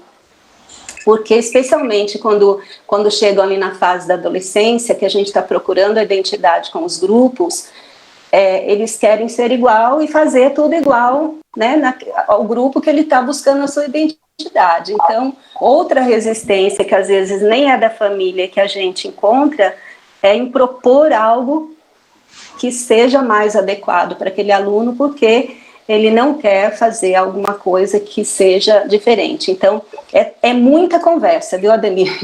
É muita conversa, não é uma reunião que a gente vai fazer e vai dizer e as coisas vão, a partir dali vão mudar. É muita conversa, é uma relação de muita confiança, muita insistência, e aí, assim, a gente consegue. Mas, às vezes, é bem difícil mesmo, você tem razão. Perfeito a contribuição de vocês, né, para essas falas. Realmente é algo muito delicado, mas acontece, né? Isso que a professora Luzia traz, que a Fábio traz, a questão da relação de confiança, né? Dos familiares com a escola. Quando você coloca um filho numa escola, você acredita que você acredita que você confia naquela escola, né? Então passa muito por assim de relação de confiança. Quer falar, Fábio? Isso. E o que acontece muitas vezes, que a gente está falando de uma família, é que ela vem sendo tão frustrada, sabe, nesse percurso educacional dessa criança, ela já lida com tanta frustração, muitas vezes ela já teve acesso a outra escola. Hoje a gente fala de uma obrigatoriedade legal para esse sujeito ser aceito nesse ambiente, né? Porque a gente está falando de inclusão, a gente diz, olha, não pode negar a matrícula, mas se a gente for pensar o quanto perverso é isso, né? A gente precisa, né? A gente fala assim, uma obrigatoriedade legal, isso é muito forte, né? Para a família, para a mãe, para o pai. Então, assim, quando a gente está na questão da gestação, da maternidade, a gente idealiza, né? A gente idealiza aquele filho, a gente sempre fala, as pessoas dizem assim, às vezes, é que é menina, a gente diz assim, naturalmente, a gente diz, eu quero que venha com saúde, né? Então, a gente idealiza esse filho. Seria muita, sabe, eu dizer assim, ó, ninguém, na verdade, gente, eu posso estar sendo um pouquinho dura quando eu trago isso, assim, mas a gente não deseja, nesse processo de gestação, a gente não diz, eu quero ter um filho com deficiência, né? A gente idealiza esse filho de uma outra forma, né? Então, por isso vem essa questão do luto. E essa família, desde muito cedo, ela vem sendo frustrada, seja pela escola, né? Seja por esses desejos, muitas vezes até pela família que olha de um jeito diferente, né? Às vezes isso passa, inclusive, pelo núcleo familiar. Então, é quando ela encontra uma escola que abraça essa causa, que acolhe essa criança, ela diz, ó, vou ficar quieta e deixa eu ver o que é que vai acontecer, né? Às vezes não é nem naquela coisa assim de eu não vou contar, é tipo aquele suspiro, eu achei o lugar, né? Nesse lugar meu filho vai ser acolhido. E aí quando a escola começa a perceber e que chama, é nesse momento em que a família começa de fato, né? A compartilhar o que é que está acontecendo. Muitas vezes essa é a realidade, né? Talvez, sabe, a sua voz, a sua fala seja dura, mas eu acho que é muito importante a gente colocar isso. E aí eu trago mesmo minha experiência, né? Eu sou mãe, meu filho é adotivo, meu filho do coração, meu filho adotivo, ele veio com 7 meses de idade. E eu me lembro que no processo de adoção, que eu e meu esposo passamos, você passa, quem nunca passou por um processo de adoção, é bom, importante saber. A gente faz uma ficha, preenche uma ficha, né, do perfil que a gente quer para ser o nosso filho, a nossa filha. Então, às vezes a gente acha que, é forte isso, mas está tão empenhado na gente porque a gente quer uma bebê, uma menina ou um menino branco, né, que tenha saúde, porque tem isso lá também. E eu me lembro, quando a gente levou anos, né, nesse processo dessa gravidez, desse processo de tomar a decisão de adotar, a gente não vai fazer restrição alguma. Porque se eu estivesse gestando, se eu estivesse para parir, eu não ia escolher como meu filho ia nascer. Como ele vier, como ela vier, vai ser muito amado. Muito amado. E eu me lembro que na época a gente queria primeiro a menina, depois o menino. Meu esposo queria um menino cadeirante para ensinar as práticas, não sei o que, de esporte, coisa de Cabral, né? Mas aí, resultado, veio Antônio. E Antônio veio uma caixinha de surpresa. Ele veio com 7 meses de idade, a gente não conhecia quase nada. Então, a gente foi descobrindo ao longo do tempo. E esse aspecto que a pastora Luzia traz pra gente, né, da família, a gente começou a desconfiar na escola, fui umas consultas e tudo mais. E aí, no início, a gente pensava que Antônio era surdo, porque Antônio, a gente fazia ruído e ele não escutava. Depois, com o tempo, a gente viu que era questão de água, membrana timpânica. Lá na frente, quando veio essa possibilidade dele ser autista, né? E a gente foi aprender com isso. Não foi uma coisa leve, não é uma coisa leve, porque a gente não sabe lidar e a gente tem muito mais medo, não por nós, porque nosso filho não vai ficar dentro da nossa casa. Eu até compartilhei com o Cris, tinha a Simone também, a irmã da professora Valéria também, que tem filho autista, e Suzy também, amiga nossa. Mas a gente pensa pelo outro, pelo externo, de como vamos tratar os nossos filhos e filhas. Esse é o grande nó.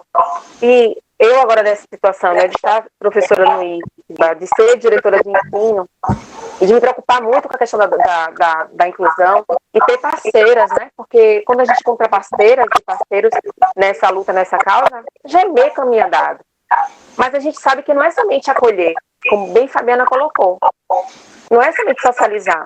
É garantir que esse estudante aprenda efetivamente, porque ele tem possibilidade. Como a gente vai descobrir conversando. Então não é, como teve alguma fala aqui dentro do chat, né? Eu tenho 40 alunos, vou dar atenção para um. E por que eu tenho que excluir esse um? Eu não tenho que excluir ninguém. Então, geralmente, sempre eles são excluídos de todas as formas, de todos os processos da vida. Então, essas falas que vocês trazem, o exemplo, né? A experiência de Álvaro me motiva. Eu estava falando com o Cris e falando até com as meninas anteriormente. Eu me sinto muito feliz. Álvaro, na verdade, ele é uma esperança né? E é um exemplo, exemplo, mas assim, a esperança de que é possível. Alô, talvez a gente possibilitar que venham situações melhores do que Álvaro passou. Porque como ele colocou aí, no terceiro ano que foi acontecer a questão da matemática, muitas vezes o professor não teve acesso, não teve como buscar, né? Tinha suas dificuldades. Isso é, né? A gente pontue aqui, né? Desse desejo do que a gente quer, né? E nós somos imperfeição em pessoas. Ninguém aqui, essa ideia de perfeição não existe.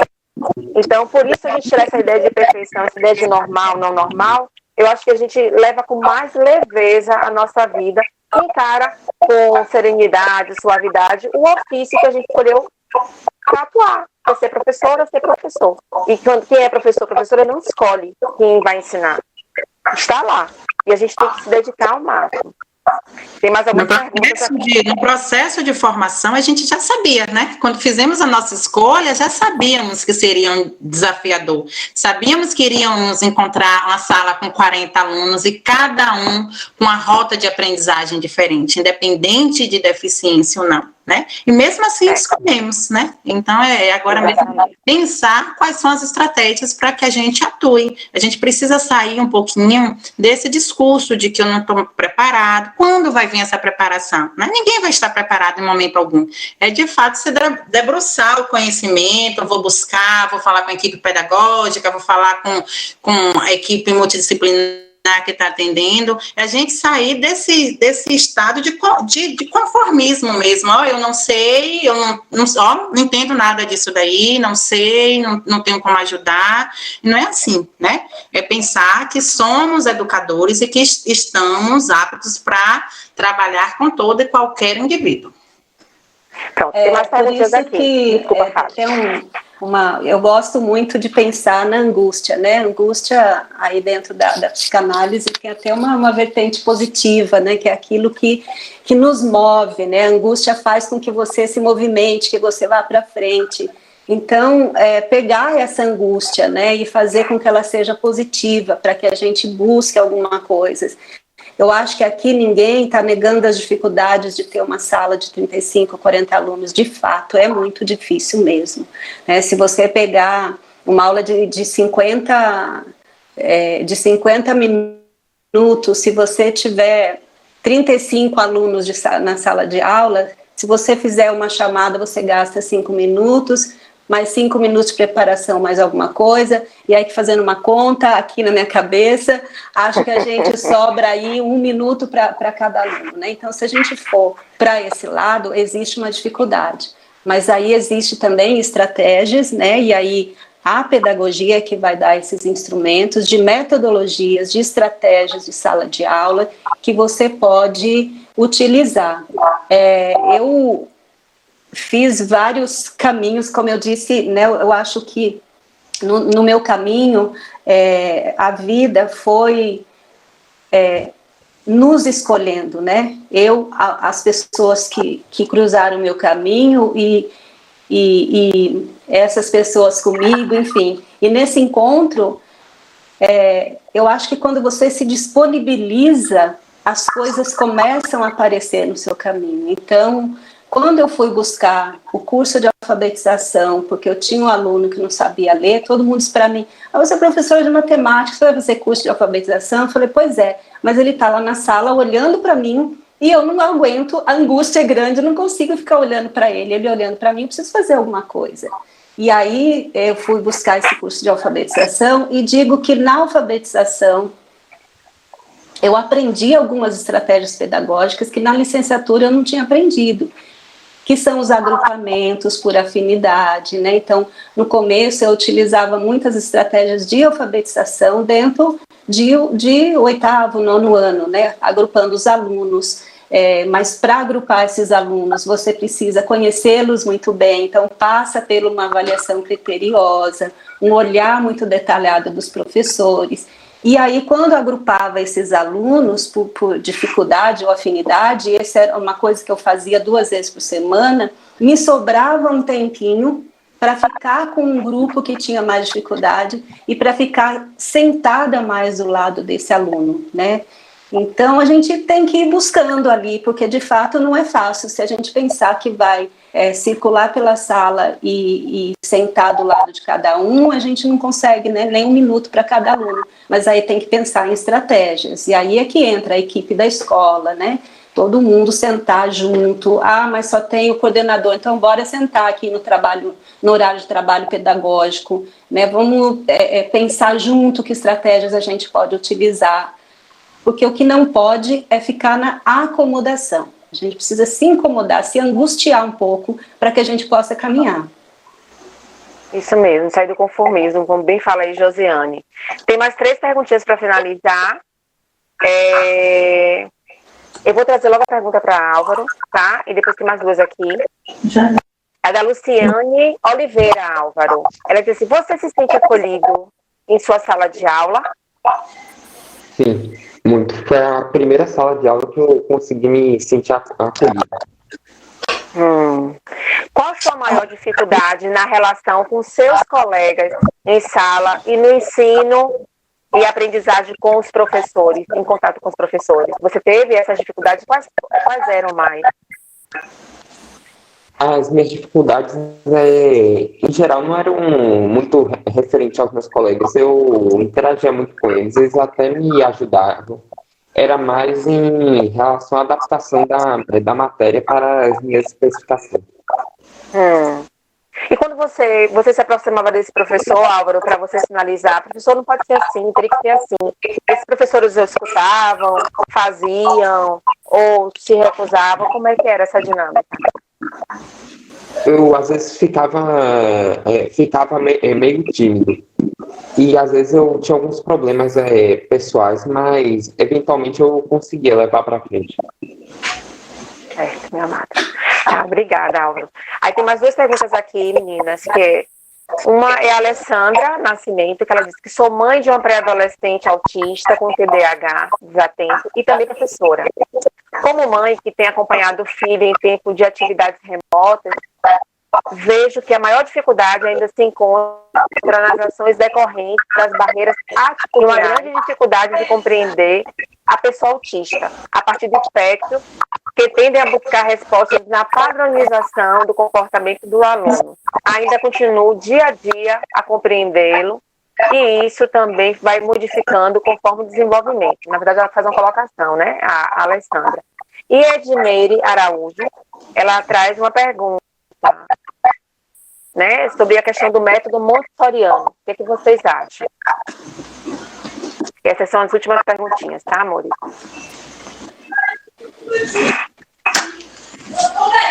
Bom, eu posso falar um pouquinho. Eu gosto muito do trabalho de Montessori, né? Porque ele é um trabalho que é muito baseado no concreto. Então, é possível você ensinar vários conceitos matemáticos com o método Montessori, mas, de novo, assim, insistir em dizer que não é uma lei universal, que com todo mundo vai funcionar ensinar matemática com o método Montessori.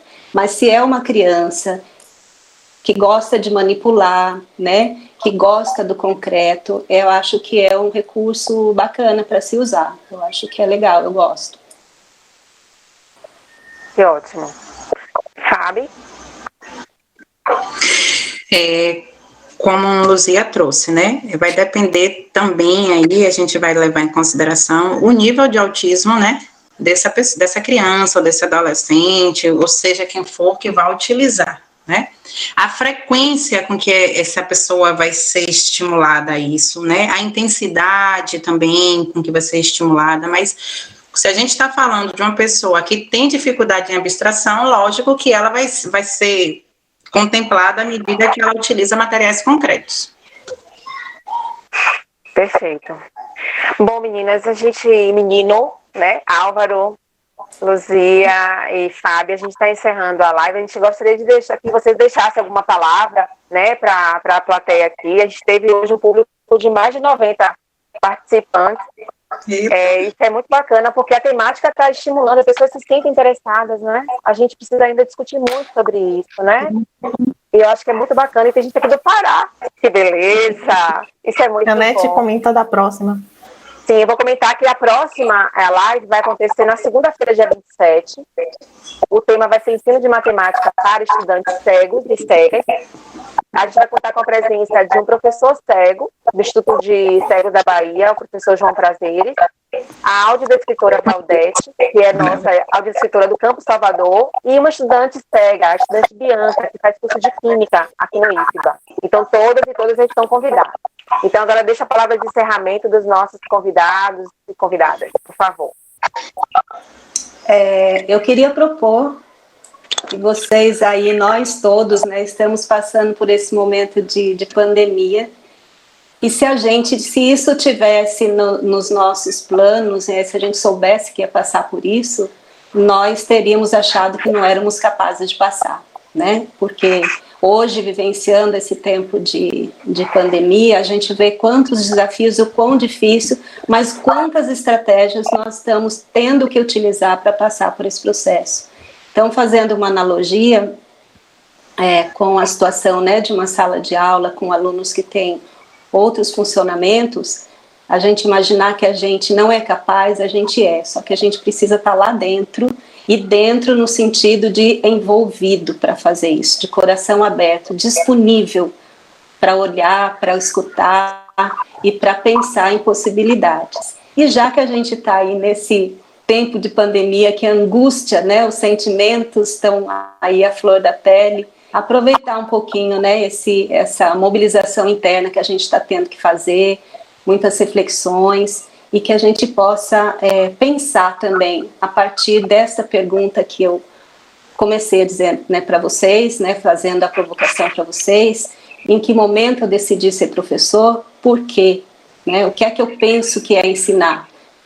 E talvez vocês tenham aí, eu sei que a gente está trabalhando pra caramba agora, né, mas talvez aí no processo de reflexão de cada um, vocês possam pensar sobre isso.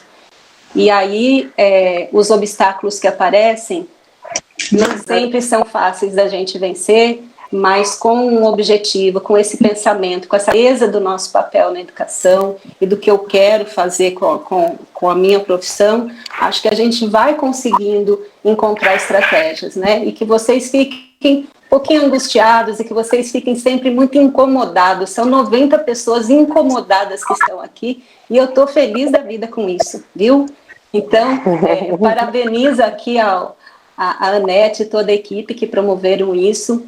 Como eu disse, adoro estar com os professores, conversando, e estou super disponível aí se vocês precisarem em algum momento ou acharem que eu posso contribuir com alguma coisa. Saúde para todo mundo, viu? Amém. Beijo. Beijo, muito obrigada, Luzia, pela fala, pela participação, por trazer essas reflexões para a gente estar pensando realmente sobre o que a gente quer, né? O que a gente espera, né? O que a gente vai correr atrás para tentar transformar esse mundo num mundo mais mundo para todos e todas, né? Sem distinção. Fábio, quer falar alguma coisa? Também quero parabenizar, né, a iniciativa desse momento de roda de conversas. Estamos falando de 2 horas, né, de reflexão, de inquietações, né, e o quão válido é isso, que nesse momento todas as 90 pessoas que estão aqui pararam alguma coisa e se debruçaram a isso, né, esse momento de refletir, de ressignificar a prática pedagógica, ou seja, né, pensar de que forma essa criança pode ser assistida, seja pela escola, seja pela família, seja por equipe multidisciplinar. Então, inicialmente, parabenizar, né, por este momento de entrega, de a gente poder se despir realmente e entender um pouquinho mais, compreender como é que daqui em 2 horas, né, de conversa com todas respostas, e o objetivo de fato não é esse, né? É para realmente gerar essas inquietações, a gente seguir esse processo em busca, que a gente continue buscando, que possamos ser pesquisadores, né? Todo professor, ele precisa ser pesquisador, então, criando e validando as nossas práticas pedagógicas. Esse é o grande desejo que acredito que seja de todos nós que estamos nesse momento aqui, né? Compartilhando esse conhecimento. Agradecer mais uma vez a vocês pelo convite, né? Espero ter contribuído de alguma forma. Para mim foi muito válido esse momento. Tá, gratidão, Fabi. Muito obrigada mesmo. E Gratidão. Álvaro, o que você quer deixar de recado, Álvaro, de mensagem para o nosso público? Bem, para todos os autistas que estiverem assistindo a essa live, é muita coragem, muita determinação, acreditar em si mesmo, sempre procurar apoio dos amigos ou professores e correr em frente para defender os seus direitos. Muito bem! Gratidão, Álvaro, gratidão, meu amado, que você tenha uma bela jornada, né? Vai estar finalizando, concluindo seu ensino médio dentro do IFBA. Espero vê-lo em breve dentro do ensino superior, porque eu sei que você vai arrasar também onde você quiser estar, né? Então, desde já te parabenizo também. Então, agradeço todas as pessoas que participaram dessa live, agradeço as nossas convidadas, a professora Luzia, a pedagoga Fabiana, estudante Álvaro Dias, muito grata pela participação de vocês. A nossa equipe, né? O nosso departamento de matemática coloca aqui para agradecer pela participação e pela riqueza de aprendizagens que vocês trouxeram para a gente se cutucar. Então, até a próxima live. Lembrando, dia 27, às 17 horas, a live Ensino de Matemática para Estudantes Cegos. Vai ser mediado pela professora Cecília Almeida. A gente vai estar divulgando aí nas redes sociais também e vocês vão estar recebendo. Em relação aos certificados, a gente vai estar enviando posteriormente, tá, gente? Tanto da primeira quanto dessa live. Está tudo já engatilhado para estar enviando para vocês, tá? Boa noite a todos e todas. E muito obrigada. Até mais. Gratidão. Obrigada. Tchau. Obrigada, Luzia. Prazer em conhecê-la. Amei. Um abraço. Um abraço. Obrigada. Nada. Obrigada.